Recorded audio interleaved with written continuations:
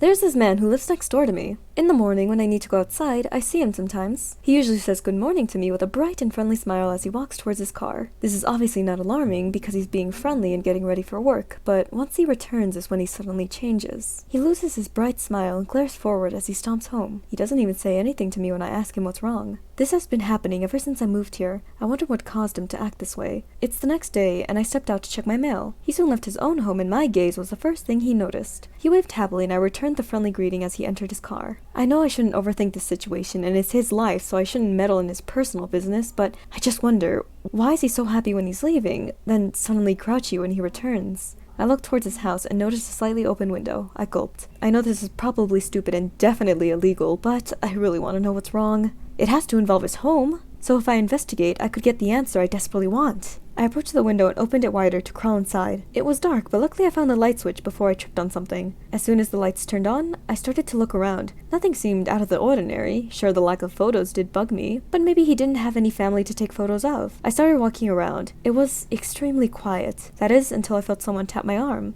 I jumped back while turning around. I was surprised to see a young boy behind me. But there was something strange about this boy. He seemed off. His eyes were completely black, and the only color was from his irises, which were purple. His hair seemed messy, and it faded from black to white. There was even blackish patches on his skin and horns on his head, even his shoulders too. "You're not Papa," the kid said. I shook my head nervously while taking a step back. "No, I'm not," I replied. "What am I looking at?"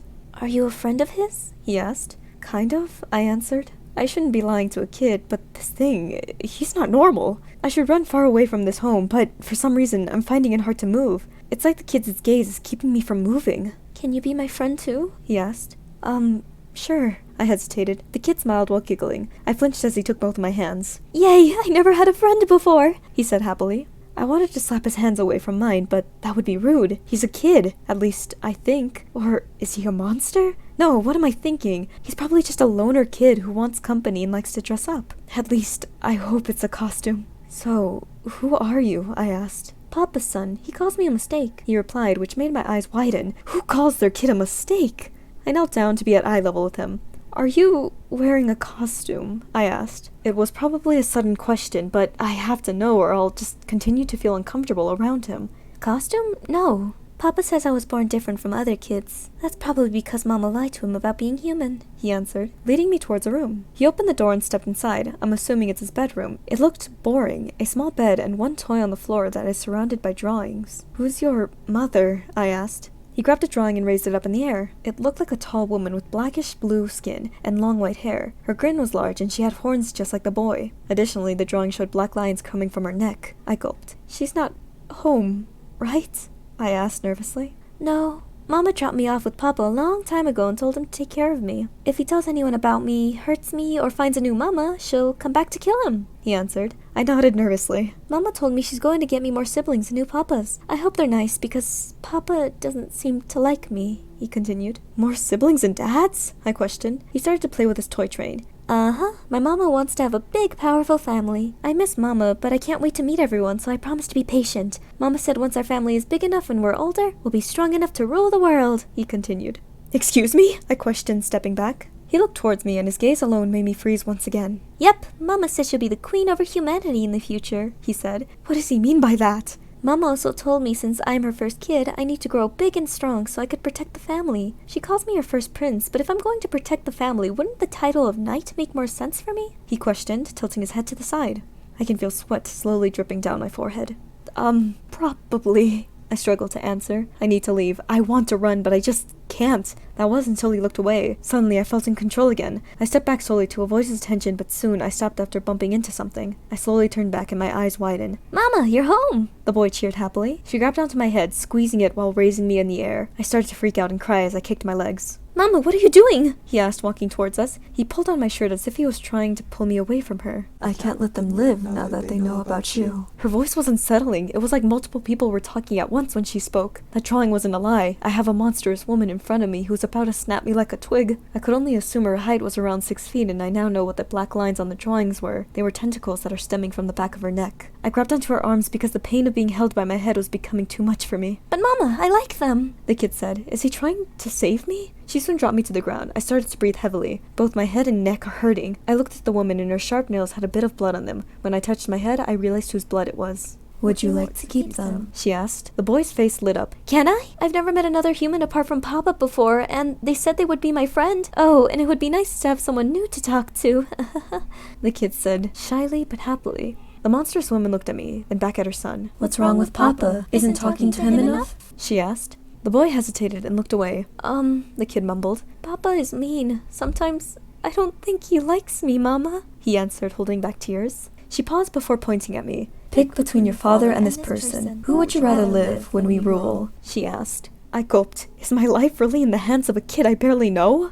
"Well, they do talk to me a lot more compared to Papa, and they do listen. And they seem nicer too," he continued. His mother gazed at me as he spoke. "And they don't ignore me. If I had to pick, I like this human more," he continued. "Do you want to live?" she asked, gazing at me. I felt a shiver up my spine as our eyes met. I hesitated, but I really don't want to die. I slowly nodded. "Understandable. No one truly wants to die," she said, stepping closer and gently placing her hand on my cheek, causing me to flinch. "You must care for my son and never tell anyone about us. By doing this, you'll be allowed to live, and I promise you'll have a good life compared to the other humans when I rule," she said, smiling. I nodded and she helped me up. The boy ran to my side and hugged me. "I can really stay with you?" he asked. I slowly lowered my head to look at him. I can feel myself shaking, but I need to respond. But for some reason, I'm struggling to speak, so all I could do was nod my head and force a smile. The boy jumped happily as his mother soon handed him his toy and blanket. After doing so, she gently kissed his head. "First Prince, I promise I will come back for you. One day our family will be ready to take over, but for now, just take care," she said. The boy nodded and she soon turned to me. "Now you two should get going. I'll be waiting for your father to return to tell him we're done with him," she said, stepping out towards the living room. "Sorry, Papa," the boy mumbled. He took my hand and squeezed it tight. Let's go home. My home," I struggled to say. The woman held the door open while smiling. As we stepped outside, the boy used his blanket to hide his appearance. He gazed at the sky and smiled. It must have been a while since he was able to go outside. "Come on, let's go before we get spotted," I said. We swiftly walked towards my home and stepped inside. The boy was in awe. "Wow, it's so nice here. Do you live with family?" he asked. "No," I muttered. The boy ran to my wall with photos of happy memories and close loved ones. You could use the guest room as your own room," I added, still feeling nervous. The boy ran to the room with a smile while I slumped down to the ground. Everything is moving too fast. I'm now looking after some kid? I'm not prepared for that. I can barely take care of myself. How can I look after another person? That's not even a normal human." I approached the window to look out, waiting. Eventually, the man returned from work, and I quickly stood up to run towards my door, but paused. I want to warn him, but if I do, what would happen? Would that lady kill me because I warned him? But if I do nothing, he might die. No, he will die. The man sighed as he stared at his home. He slowly approached the door and opened it, and I forced my door open to step outside. I tried to speak, but nothing came out. When the door was fully open, he immediately froze. He must have seen her. He stepped back, saying a few words nervously, but soon black-like tentacles grabbed onto his wrists, arms, legs, and neck. He was forced inside and the door shut as I froze. I heard a scream, but it quickly stopped after a few seconds. I stood there gazing at his home for a couple of minutes, wondering what was going to happen next. Soon a beautiful woman stepped out. She looked normal. Normal as in, she seemed like a normal human, just with white hair. She turned to look at me and waved with a smile as she entered his car and drove away. That had to be that kid's mother. I guess changing her appearance is how she tricks men. "What are you doing?" the boy asked. I just needed some air. "Are you hungry? I can make you some food," I said, closing the door behind me as I stepped inside. The boy nodded happily.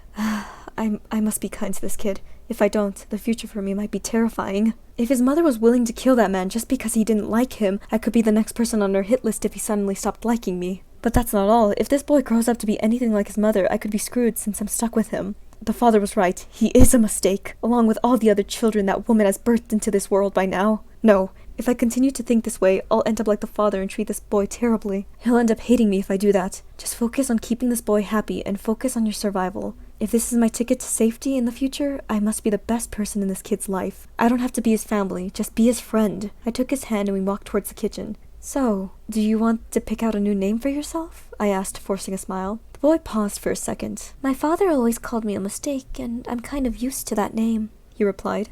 It's not the best name, but if that's what you want, alright. But if you want to change it, don't be afraid to tell me your new name.